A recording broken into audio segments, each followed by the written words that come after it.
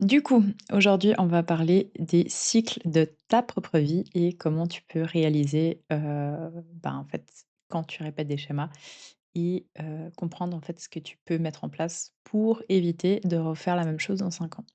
Je t'explique. Il y a souvent, en fait, des choses que tu vas voir se passer, se répéter, souvent un peu dans la même temporalité. Ça veut dire après 3, 4, 5, 6 ans. Ça dépend, en fait, chacun de de sa temporalité. Il y a des phases. Moi, par exemple, au bout d'un moment, presque toutes les années, une année sur deux, j'étais à l'étranger. C'était des phases, mais je prévoyais pas quoi, à 18 ans, j'avais jamais prévu que toutes les années sur 2 j'allais être à l'étranger. C'est en fait, au bout d'un moment, je sentais les mêmes vibes, mêmes, sensations et puis les mêmes, synchronicités qui faisaient que j'avançais dans cette direction-là et tout en gardant, en fait, ma direction qui était, justement d'aller le plus loin possible avec les études et cetera. Donc j'ai eu de la chance de pouvoir partir pour apprendre l'anglais, partir pour un Erasmus, partir pour mon master et cetera. Et ça, je te l'explique parce que dans tes relations, tu peux voir la même chose. Souvent, en fait, quand on a des blessures qui sont pas encore guéries, et puis qu'en fait, même si on apprend, même si on donne le meilleur de nous-mêmes, il y a des choses qui se répètent. Ça peut être le fait que tes relations, elles durent que 1 ou 2 ans. Ça peut être le fait que après que tu emménages avec quelqu'un, au bout d'1 an, à chaque fois, ça pète. Ça peut être le fait que quand tu cherches l'amour, en fait, il y a une temporalité et après, en fait, il y a plus rien. Ou ça peut être le fait que, dans ton couple, au bout d'un moment, tu commences à t'ennuyer, exactement même période et après tu as tout le temps envie de faire la même chose. Ça peut être un voyage, ça peut être le fait de partir, apprendre, je sais pas moi, faire du kitesurf, peu importe ce que c'est. En fait, c'est important de réaliser que ton cheminement de vie, c'est la map la plus importante à étudier. Parce qu'en fait, c'est ton terrain à toi. Ça veut dire que personne d'autre a exactement, vécu ce que toi tu as vécu et n'aura les clés que toi tu as. Mais par contre, c'est à toi d'aller chercher au fond de toi et comprendre en fait les questionnements à te poser. Alors c'est pour ça que, personnellement, je trouve que ChatGPT ne peut pas t'aider avec ça parce qu'en fait, c'est toi qui vas poser les questions à ChatGPT. Sauf que, tant que tu n'as pas les bonnes questions ni les bonnes réponses et que tu n'oses pas aller là où il faudrait, en fait, tu pourras pas avancer correctement. C'est dur et franchement, ça demande du courage, en fait, de se poser avec soi-même, se poser avec ses blessures, comprendre, avoir des réalisations et cetera. Mais la vie, elle est bien faite et elle te remontre, en fait, à chaque fois que tu n'apprends pas correctement, elle te renvoie les mêmes cycles, elle t'envoie les mêmes cercles et en fait, les mêmes opportunités aussi, sauf qu'il y a des jours où un jour en tout cas, où il y aura un petit déclic et tu diras: «Bah, tiens, au lieu de faire ça comme ça, peut-être que je devrais changer et faire ça de cette manière-là». Ou: «Ah, bah, tiens, peut-être que, la manière que je choisis les personnes autour de moi n'est pas la bonne». Du coup, peut-être mettre plus de temps et d'énergie au début pour faire le tri et de pas, recommencer des relations encore et encore dans des schémas qui ne sont pas bons pour moi. Et ça, en fait, on a tous et toutes les réponses. Sauf qu'on n'ose pas les demander correctement. On n'ose pas demander le meilleur parce qu'on pense que si on demande moins bien, en fait, on devrait déjà être heureux avec ça et se contenter de ça. Ce qu'il faut comprendre dans la vie, c'est qu'on va te donner ce que tu demandes. Donc si toi, au fond de toi, tu crois que, tu peux pas avoir mieux, tu n'auras pas mieux. Mais ce n'est pas parce que ça n'existe pas. C'est que toi, dans ta manière de voir les choses, dans tes croyances, tu ne penses pas que c'est possible. Et ça, c'est un problème parce que, au bout d'un moment, tu réalises que c'est pas fait pour toi, tu réalises que tu t'éteins, tu réalises que, en fait, tu es dans une relation qui n'est pas bonne pour toi et qui te fait pas t'améliorer. Si la personne autour de toi, donc la personne avec qui tu vis et avec qui tu veux construire, à la fin de ta vie, tu te dirais pas: «Bah, tiens, c'est la meilleure personne possible et imaginable de ma vie, en fait, et je suis devenue une meilleure personne grâce à elle». Est-ce que vraiment ça vaut la peine d'être avec elle? Et ça, c'est vraiment des questions dures parce que, il y a le confort d'être avec quelqu'un, il y a, les habitudes que vous avez créées ensemble, il y a aussi le fait de devoir faire le deuil sur qui tu es avec cette personne parce que tu seras plus jamais cette personne avec quelqu'un d'autre. Et ces étapes de déni, c'est comme un deuil. C'est un deuil que tu dois faire et c'est pour ça que la plupart des gens restent dans des relations qui ne sont pas faites pour eux. C'est pour ça que la plupart des gens restent dans des jobs qui ne sont pas faits pour eux. C'est pour ça que la plupart des gens, en fait, ils osent pas sortir de ça. Parce que ton cerveau préfère un inconfort connu qu'un confort potentiel, mais inconnu. Il aime qu'est-ce qui est connu. Donc pour lui, même si ça lui fait mal, tant que, il peut encore «respirer» entre guillemets, il va rester. C'est à toi de faire les étapes, c'est à toi de demander les signes, c'est à toi en fait de te mettre des deadlines aussi pour avoir plus conscience d'où tu te veux aller et si tu dois rester dans une situation. Ça veut dire quoi? Ça veut dire, si tu ressens que tu rentres dans un cycle, peut-être ce qu'il faudrait demander, c'est des signes clairs de la vie ou du Seigneur ou Dieu, ce que tu crois, pour pouvoir te dire: «OK, est-ce que cette personne, ben, elle est faite pour moi? Est-ce que je dois continuer et persévérer même si c'est dur?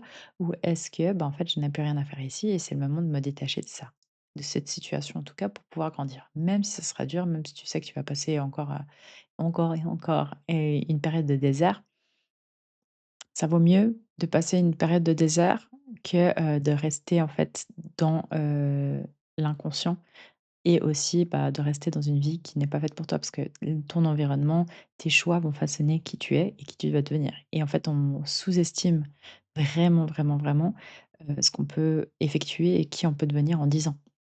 Mais si à l'instant T, en fait, tu es dans un environnement où tu es pas en paix, où tu as pas, la joie de vivre et puis que tu vas pas dans la même direction avec, une personne, c'est pas qu'une personne, c'est tout ton environnement presque qu'il faut changer des fois. Bah, ça demande vraiment du courage et tant que tu n'es pas en dehors de ça, c'est dur de l'apercevoir parce que quand tu es dedans, tu vois rien. Donc ça, ce que je peux te dire, c'est prends un peu de distance. Prends quelques jours, à la montagne ou prends un billet d'avion pour partir, quelques jours, voir des amis qui te sont chers et que tu sais que tu es bien avec eux et puis que tu es en sécurité. Où tu as pas besoin de jouer de masque, où tu as pas besoin d'être, quelque chose d'autre que toi, même si tu es mal. Et prends en fait ce temps-là. Parce que la distance va te mener à avoir des réponses que tu ne verrais pas si tu restais sur place. Et en fait, au lieu de faire «la guerre» entre guillemets, mais une guerre subtile parce que c'est une guerre qui, au lieu de dire, «Qu'est-ce qu'il y a?» Quand on pose une question, on dit «Quoi?» En mode agressif. Ce genre de choses, ce genre de dialogue, c'est plus du dialogue en fait, c'est du passif agressif et ça, c'est dangereux. C'est dangereux pour toi, c'est dangereux pour l'autre, c'est dangereux pour, bah, ton estime de toi aussi. Tu es un diamant et tant que tu ne te traiteras pas comme un objet de valeur, personne ne le fera. Mais c'est à toi de te protéger, c'est à toi de comprendre qu'en fait, tu mérites d'être traité comme une personne, comme une belle personne que tu es et que ton énergie, bah, en fait, on en a tous à dose limitée. Donc tu peux pas passer ton temps et ton énergie, en fait, à ne pas savoir si cette personne te choisit, si, bah, tu peux construire avec elle, si, bah, en fait, tu es assez. Déjà là, si tu te poses ce genre de questions, est-ce que vraiment tu devrais rester? Mais prends le temps. Si tu vois que tu répètes les mêmes schémas, ben, prends le temps. Au lieu de dire stop tout de suite, peut-être ben, prends de l'espace, prends du recul, marque les choses qui sont importantes pour toi, marque les choses qui ne vont pas aussi, et commence à comprendre, ok, bon ben moi, dans ma vie, qu'est-ce qui est important? OK, moi, dans ma vie, quel type de relation j'ai envie d'avoir? Est-ce que, ben, la relation que j'ai aujourd'hui correspond à ça? Ou est-ce que, bah, du coup, tous les 2 ou 3 mois, bah, je me remets en question, je me sens pas assez, il y a des mots et des pics qui sont, ben, pas en adéquation avec la personne que je veux devenir et cetera et cetera. Et ça, en fait, quand on n'a pas beaucoup confiance en nous, c'est difficile, surtout au début. Parce que bah, tu penses qu'avoir trouvé l'amour, c'est le Graal et que c'est ça. En fait, si tu te perds en chemin, tu ne pourras pas gagner. C'est impossible.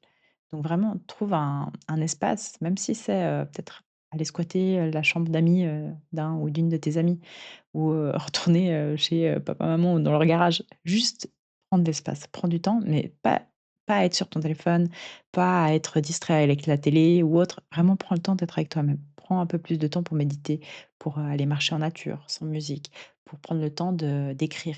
Écris beaucoup dans ce type de période. Quand tu vois que tu refais des schémas, quand tu vois que tu refais quelque chose, c'est que tu as pas encore appris. Mais ça ne veut pas dire que tu vas pas apprendre. Ça veut dire qu'il faut que tu prennes le temps et que tu poses la problématique.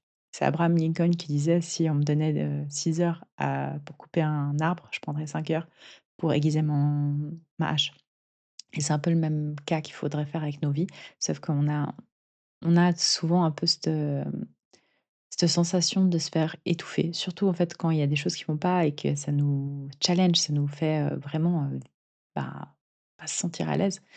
On n'a pas envie de rester, on n'a pas envie de prendre le temps avec nous-mêmes, on n'a pas envie de regarder en face ce qui irait pas, tu vois? Et comprendre que, bah, tu pourras jamais changer l'autre personne. Donc au bout d'un moment, c'est aussi à toi. Est-ce que tu acceptes la situation comme elle est, en sachant que peut-être cette personne ne changera jamais? Ou est-ce que tu penses que c'est quelque chose qui aussi en rapport avec, bah, tes actions, ta manière de faire et ta manière d'être, qui rend cette personne d'une certaine manière aussi et que c'est quelque chose que tu pourrais changer de ton côté? Mais si tu vois que tu dois te mettre dans un moule, que tu dois complètement changer ta manière d'être, qui tu es, et que ça ne plaît pas à l'autre personne, ben, c'est un peu comme, quand tu as un bol et tu as une assiette et puis que tu essaies de mettre l'assiette dans le bol, bah, au bout d'un moment, tu es obligé de la casser avec un marteau pour pouvoir mettre toutes les pièces dedans.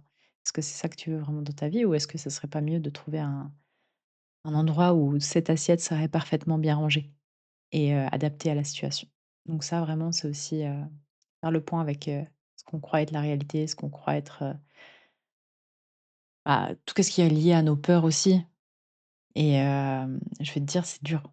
C'est dur de créer sa vie. C'est dur, de choisir et d'avoir le courage, en fait, de choisir une liberté d'être, même dans son couple, surtout dans son couple, surtout dans son métier, surtout dans sa vie, en fait, d'être authentique, d'être, OK avec ça.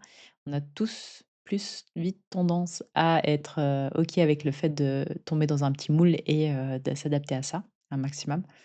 Surtout quand tu as eu des traumatismes assez jeunes, parce que, bah, en fait, tu penses que pour être aimé, tu dois, bah, te façonner d'une certaine manière. Ça a été ton mécanisme de défense pendant des années et des années. Maintenant, c'est plus difficile, en fait, de se dire: «Bah, en fait, tu as le droit d'être toi et tu vas être célébré pour ça». C'est peut-être que tu as pas encore rencontré les gens qui, sont, bah, à un niveau de le voir, en fait, ta valeur, de voir qui tu es et cetera. Parce qu'il y a peu de personnes qui s'aiment aussi. Et ça, quelqu'un qui ne s'aime pas ne pourra pas t'aimer à la juste valeur. Dans le sens que quelqu'un qui ne s'aime pas s'autodétruire d'une manière ou d'une autre. Quelqu'un qui s'aime se construit. Oublie-le pas. Et c'est dans les petites choses que ça se passe. Donc voilà, c'était ma vidéo de la journée. J'espère qu'elle te parle. Si c'est le cas, n'hésite pas vraiment à rester en contact, à bah, demander pour faire partie de la communauté aussi. On te mettra dans le groupe WhatsApp. T'es pas tout seul. Des gens extraordinaires, il y en a partout. C'est juste que ben, d'être plus sensible que la moyenne, d'être plus ancré, d'être plus authentique et d'oser, bah, ça, il y a pas beaucoup de monde. En tout cas, pas beaucoup de monde qui essaye de le faire à 100. Et il y en a beaucoup qui retournent, très vite, à se cacher derrière des masques et à prendre leur petit boulot et leur petit train-train de vie sans forcément se poser de questions. C'est dur de se poser des questions, j'en suis consciente, mais je pense que c'est vraiment le seul moyen de devenir de plus en plus conscient et aussi de s'accepter pour qui on est, pas pour ce qu'on voudrait être ou pas pour ce que la société dit qu'on doit être et cetera. Et même si on n'est pas parti avec des «bonnes fondations», entre guillemets, sachez que, ben, tout est rattrapable et que c'est petit à petit que ça se construit. C'est pas du jour au lendemain et que chaque petit pas dans la bonne direction, chaque retrouvaille avec toi-même, chaque moment que tu te poses, chaque moment où tu prends le temps aussi, ben, c'est des victoires et ça, il faut pas les lésiner et il faut continuer, en fait. Faut continuer, il faut pas perdre espoir. Il faut aussi savoir que, bah, des fois, oui, il y a, des moments où c'est beaucoup plus bas que d'autres et ça fait partie du jeu. La vie n'est pas une constante, à part le changement et c'est pas linéaire. Les progrès ne sont jamais linéaires et tu mérites, une vie épanouie, en harmonie avec qui tu es. Mais pour ça, c'est toi qui dois le choisir. Et ça demande du courage, bien évidemment, et ça fait peur.